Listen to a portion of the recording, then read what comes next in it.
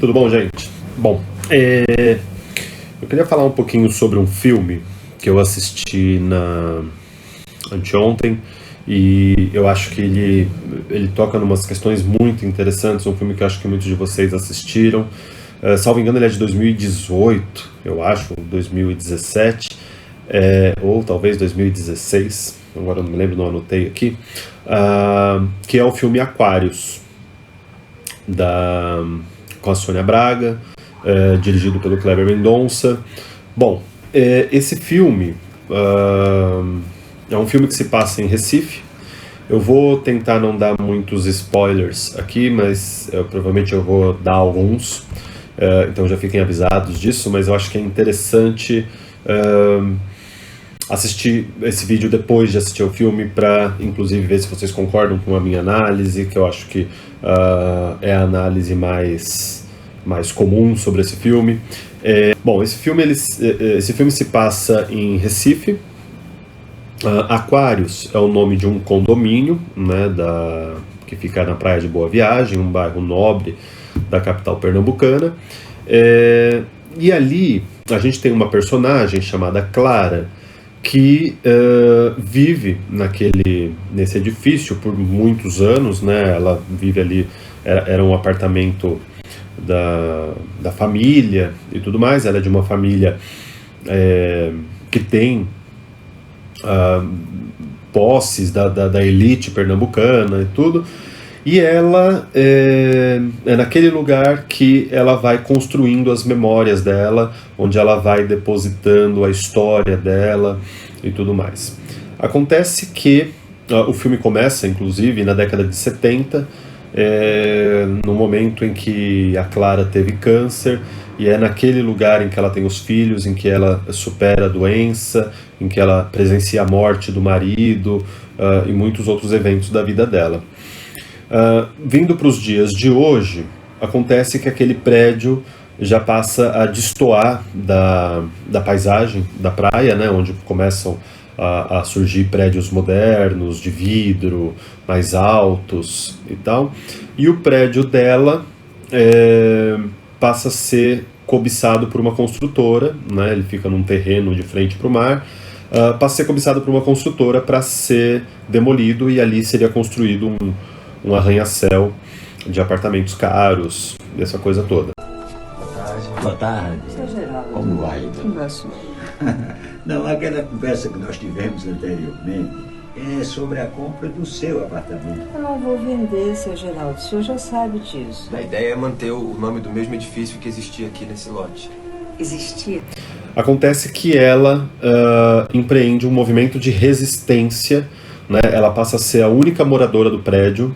Todos os outros moradores saíram, todos os apartamentos, com exceção do dela, passam a pertencer à construtora, que se chama Bonfim, e ela resiste a essa venda.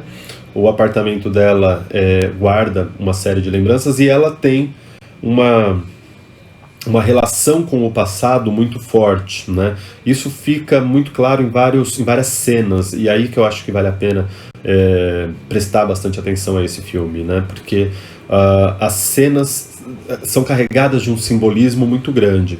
Então, por exemplo, ela é uma especialista em música, e ela tem uma coleção de LPs. Ela tem uma relação com os vinis muito próxima, ela não se desfaz desses vinis, porque aquilo faz parte da história dela, né? Ao mesmo tempo, o apartamento funciona da mesma maneira. E aí, a construtora começa, então, a criar várias situações para minar a permanência da Clara no apartamento. Então eles começam a promover orgias nos outros apartamentos, eles instalam melhor, uma igreja evangélica em alguns apartamentos. Então há toda um assédio psicológico da construtora contra a Clara, para que ela para que torne inviável a permanência dela ali, que ela, enfim, venda o apartamento para que ele seja demolido e tudo mais. Algumas cenas eu acho que são muito interessantes. Por exemplo, tem uma cena em que a Clara vai ao cemitério visitar o falecido marido dela e ela vê as ossadas sendo retiradas de uma sepultura vizinha, né? Aquela é uma cena muito interessante, né? Porque ela mostra que nem os mortos estão isentos do despejo, então que o tempo passa inclusive para os mortos. Uma reflexão sobre o quão descartáveis são as coisas para nós hoje, né? Numa oposição a esse comportamento que a Clara tem. Eu acho que tem uma discussão muito pesada dela com a filha dela. Essa é uma cena muito pesada, muito emocionante, porque aí cria-se um drama familiar, porque os filhos também se opõem a permanência dela ali, que começa a ficar inclusive perigosa. A senhora tá vivendo num prédio que não tem conforto, que não tem segurança, que não tem estrutura nenhuma, ele tá vazio. Quando você gosta, é vintage. Quando você não gosta, é velho. Há também uma discussão sobre os limites da velhice, né? Ela é uma mulher muito empoderada, muito independente, e mostra que na velhice é possível você ter, por exemplo, uma vida sexual, você ter, enfim, ter todos os aspectos que a juventude identifica como próprias da juventude. Há uma outra cena interessante em que outros integrantes da família estão no apartamento com ela, estão vendo fotos, porque um dos sobrinhos vai se casar, então eles estão vendo fotos antigas para selecionar para o álbum do casamento, e um dos sobrinhos pergunta, mas por que antigamente, na década de 70, as pessoas tiravam foto com o carro, como se o carro fosse um membro da família? Mais uma vez, né, a ideia de que a gente deposita em objetos materiais sentimentos e afeto. Então, naquela época o carro tinha essa característica, assim como o apartamento tinha para ela, assim como o vinil tinha para ela.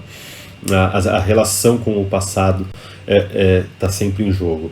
E uma imagem que perpassa a obra é a imagem do câncer. Então, ao final do filme, ela descobre que a construtora colocou num dos apartamentos que estava fechado, a construtora colocou uma colônia de cupins para que os cupins pudessem deteriorar a estrutura do prédio e assim tornaria inviável a permanência de qualquer pessoa ali. Ele, enfim, iria à demolição. E a Clara pega uma parte dessa colônia de cupins, vai até a sede da construtora e ela tem uma fala muito importante, né? Ela se encontra lá com o dono da construtora, e isso no escritório, e ela fala para ele assim: eu já tive um câncer, eu me curei de um câncer, e eu descobri durante a minha vida que é melhor dar um câncer do que receber.